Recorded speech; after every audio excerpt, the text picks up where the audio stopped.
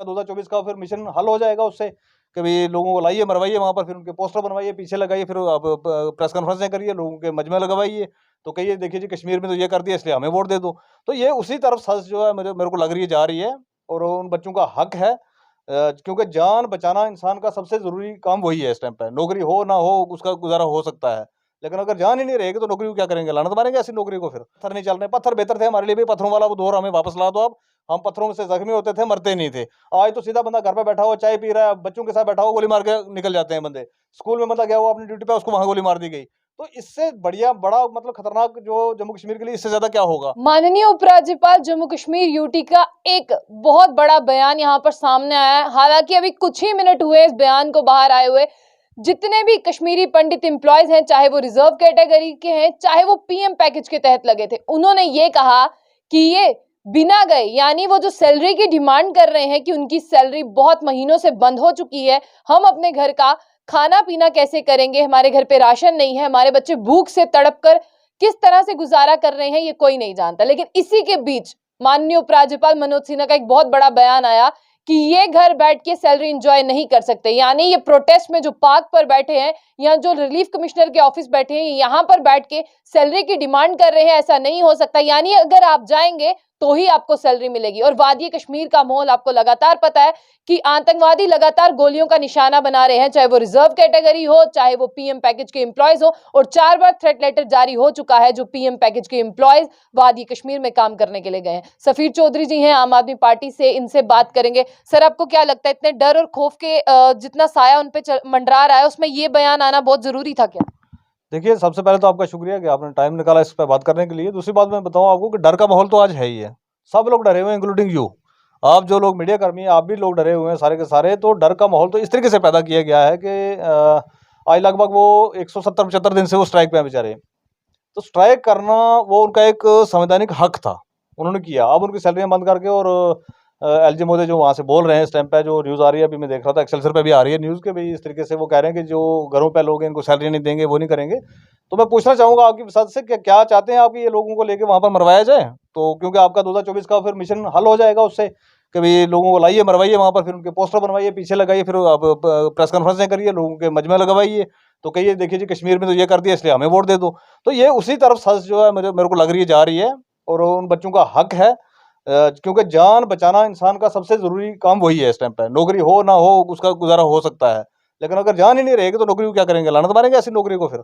तो मैं आपके साथ से ये कहना चाहूँगा कि भई जितने भी लोग वहाँ पर कश्मीरी पंडित जितने भी इस टाइम पे स्ट्राइक पे बैठे हुए हैं, वो पीएम पैकेज के हों, नॉन पीएम पैकेज के हों, या जितने भी रिजर्व्ड कैटेगरीज़ के लोग हैं हमारे जम्मू डिवीज़न के, इन लोगों ने मिलिटेंसी भी बहुत ज़्यादा नहीं देखी है। वो कुछ दौर के लिए आया था 1-2, तो वो निकल गया हुआ है। तो ज़्यादा मिलिटेंसी नहीं देखी है इन्होंने। अब वहाँ पर थ्रेट लेटर्स जो डेली निकल रहे हैं, ये रोज़ाना वहाँ से कह रहे होते हैं कि जी देखिए आज ये हालात बड़े ठीक कर लिया हमने, यहाँ पर पत्थर नहीं चल रहे। इससे तो बेहतर था पत्थर चलें, कम से कम पत्थर में किसी की जान तो नहीं जाती थी, तो वो बेहतर था हमारे लिए। अब तो पत्थरों की जगह गोलियां चलना शुरू हो गई हैं। टारगेट किलिंग, बंदा घर पे परेशान है, घर पे वहाँ पर नहीं रह सकता है, कोई उसके लिए कोई सिक्योरिटी का बंदोबस्त नहीं है, और गवर्नमेंट कर भी नहीं सकती है। पॉसिबल नहीं है कि इतने सारे लोगों को Z+ सिक्योरिटी दे दी जाए, जो जैसे गवर्नर साहब को मिली है, सबको नहीं मिल सकती ऐसी सिक्योरिटियाँ। तो ये सारा काम का जो इस टाइम पे जम्मू कश्मीर स्टेट के अंदर हो रहा है, प्रॉपर तरीके से देखा जाए तो मुलाजिमों को दबाया जा रहा है। और कहीं ना कहीं मैं आपके साथ से इन सभी मुलाजमिन से कहना चाहूँगा, पुलिस एडमिनिस्ट्रेशन के अंदर जितने मुलाजमिन हैं ये भी मुलाजिम ही हैं। आज अगर इनको दबाया जा रहा है, कल आपको भी दबाया जाएगा। आप सब लोगों को यकजा हो गए, आप पुलिस के द्वारा उनके ऊपर बेचारों के ऊपर कभी लाठीचार्ज कराया जाता है, कभी उनको वहां से भगाया जाता है, कभी वहां से भगाया जाता है, वो किया जाता है। मीडिया कर्मियों को दबाया जा रहा है, पुलिस को दबाया जा रहा है।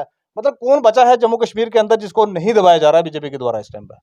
अब अगर ये इतना बड़ा बयान जो मनोज सिन्हा जी का है, उसके बाद अगर ये सारे एम्प्लॉय डर या खौफ के, क्योंकि बिना सैलरी के कैसे रहेंगे, गुजारा कैसे करेंगे, अगर ये चले जाते हैं, इनकी जान को कुछ हो जाता है, जैसे पहले लोगों की जान को कुछ हुआ, पॉसिबिलिटी यही है, 4 थ्रेट लेटर जारी हो चुके, तो आपको क्या लगता है जम्मू कश्मीर सरकार की क्या छवि खराब नहीं होगी, जिसे बचाने की इतनी मेहनत? छवि इनकी बची कहाँ है?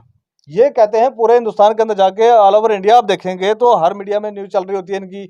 बायस मीडिया भी रखा हुआ है इन्होंने इस टाइम पर, न्यूज़ें चल रही होती है इनकी, देखो जी जम्मू कश्मीर के हालात तो बड़े दुरुस्त हो गए। अगर हालात दुरुस्त हैं वहाँ पर, ये यहाँ के रहने वाले लोग, आम नागरिक जो है वहाँ पर, भाई नौकरी करने में क्या परेशानी है इनको? पिछले 20-25 साल से, 15 साल से, कोई 10 साल से, कोई 18 साल से, कोई 20 साल से वहाँ पर नौकरी कर रहे थे बेचारे, उन्होंने कभी उफ तक नहीं की, क्योंकि उनको जान का खतरा नहीं था। अब उनकी जान का खतरा जो उनको बन गया है, क्योंकि जान से ज्यादा बढ़ के तो कुछ भी नहीं है इस दुनिया के अंदर, कि भाई नौकरी रहेगी नहीं रहेगी, क्या होगा क्या नहीं होगा, वो सब चीजें बाद में है, पहले जान है। अब वहां से डेली थ्रेट लेटर निकल रहे हैं, उसके ऊपर तो कोई कार्रवाई हो नहीं पा रही है इनसे। जो काम करने लायक है वो तो ये करेंगे नहीं, बस सिर्फ मीडिया में आके बताते रहेंगे हालात ठीक है, हालात ठीक है, पत्थर नहीं चल रहे। पत्थर बेहतर थे हमारे लिए भी, पत्थरों वाला वो दौर हमें वापस ला दो। अब हम पत्थरों से जख्मी होते थे, मरते नहीं थे। आज तो सीधा बंदा घर पे बैठा हुआ चाय पी रहा है, बच्चों के साथ बैठा हुआ, गोली मार के निकल जाते हैं बंदे। स्कूल में बंदा गया हुआ अपनी ड्यूटी पे, उसको वहां गोली मार दी गई। तो इससे बढ़िया बड़ा मतलब खतरनाक जो जम्मू कश्मीर के लिए इससे ज्यादा क्या होगा। जब मिलिटेंसी बिल्कुल पीक पे थी, ऐसे हालात तब भी नहीं थे कि कोई सिविलियन की टारगेट किलिंग और इस तरीके से हो। आज तो चुन चुन के मारे जा रहे हैं और डेली लिस्टें निकल रही हैं। अभी देखा होगा आपने कि ये लोग जो पीएम पैकेज के, नॉन पीएम पैकेज के, ये बेचारे डरे हुए यहाँ पर बैठे हुए जान बचाने के लिए। ऑल रिजर्व कैटेगरीज वाले लोग यहाँ पर बैठे हुए हैं सारे के सारे, ये स्ट्राइकों पे हैं। और वहाँ का कश्मीर का जो माहौल इस टाइम पे चल रहा है, वो इस टाइम का इस तरीके से चल रहा है कि वहाँ के जितने भी आपके मीडिया कर्मी लोग हैं, जितने भी, जिसने कहीं किसी ने बेचारे ने कोई न्यूज कर दी, जिसने कोई सच दिखा दिया, तो उसके पीछे भी मिलिटेंटों ने लेटर निकाल के रखे हुए हैं। कितने सारे लोगों ने रिजाइन कर दिया। इससे बदतर हालात जो हैं जम्मू कश्मीर के कब होंगे इसके बाद।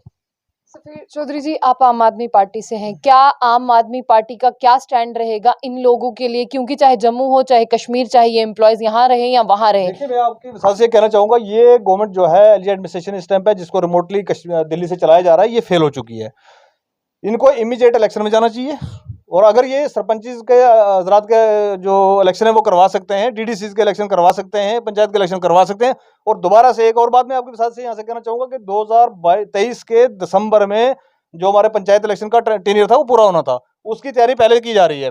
लेकिन वहां पर जो है असेंबली इलेक्शन की कोई अता पता इनको नहीं है। तो ये क्या रिमोटली करना चाह रहे हैं, वहां से रिमोटली बैठ के क्या मजे ले रहे हैं, क्यों लोगों को मरवा रहे हैं, क्यों लोगों को तंग कर रहे हैं, मेरे को इसकी समझ से परे है ये चीजें। और मैं आपकी साथ से तमाम एम्प्लॉइज से, जो ऑल रिजर्व कैटेगरीज वाले लोग हैं, या जितने भी लोग जो ये कश्मीरी पंडित हमारे भाई हैं, जितने भी स्ट्राइक पे बैठे हुए हैं, एक तरफा भाई साहब अगर इलेक्शन आता तो एक तरफा वोटिंग कर दीजिए। क्योंकि जम्मू कश्मीर का हाल आने वाला सिर्फ केजरीवाल है, और दूसरा बंदा को मेरे को दिखाई नहीं दे रहा है इस टाइम पे। केजरीवाल को लाइए इन सारी मुश्किलों से, क्योंकि केजरीवाल का जो मॉडल है वो काम करते हैं काम पे। और ये मैं आपसे वादा करता हूं, आपके साथ से मैं लोगों तक कहना चाहता हूं कि भाई अगर यहाँ पर आम आदमी पार्टी की गवर्नमेंट आती है तो कोई पार्क में यहाँ पर बैठ के स्ट्राइक नहीं करेगा, चिल्लाएगा नहीं। हर किसी को अपना हक मिलेगा, जिनको ट्रांसफर चाहिए उनको ट्रांसफर मिलेगी। हालात उस लेवल पर लेके आएंगे, सब करेंगे। ये फेल हो चुके हैं और फेल अपनी गलतियों को छुपाने के लिए नई नई चीजें जो है डेली बना रहे हैं। ये बहुत बहुत शुक्रिया। ये थे हमारे साथ बहुत शुक्रिया। सफीर चौधरी जी। बात तो सच है कि जान है तो जहान है, अगर जान ही नहीं रहेगी तो सैलरी का क्या करेंगे, और सैलरी अगर नहीं मिल रही है तो उन पर प्रेशर किया जा रहा है कि आप वहां पर जाइए और काम करिए, और लगातार थ्रेट लेटर जारी हो रहे हैं। अब लोग बहुत समझदार हैं, उन्हें पता है कि बलि का बकरा किसे इस्तेमाल किया जा रहा है। चाहे कश्मीरी पंडितों के नाम पर आप जितनी मर्जी मूवी बना लीजिए, लेकिन जब से उनके साथ ये गलत हुआ है तब से उन्हें कश्मीर बसाने की जो बात है वो झूठी की झूठी यहाँ पर नजर आ रही है। लेकिन ऐसे में जो एक बड़ा बयान लेफ्टिनेंट गवर्नर मनोज सिन्हा का आया, उसके लिए आप क्या कुछ कहना चाहेंगे? तो ऐसी और भी अपडेट्स के लिए देखते रहिए जम्मू बुलेटिन। आशा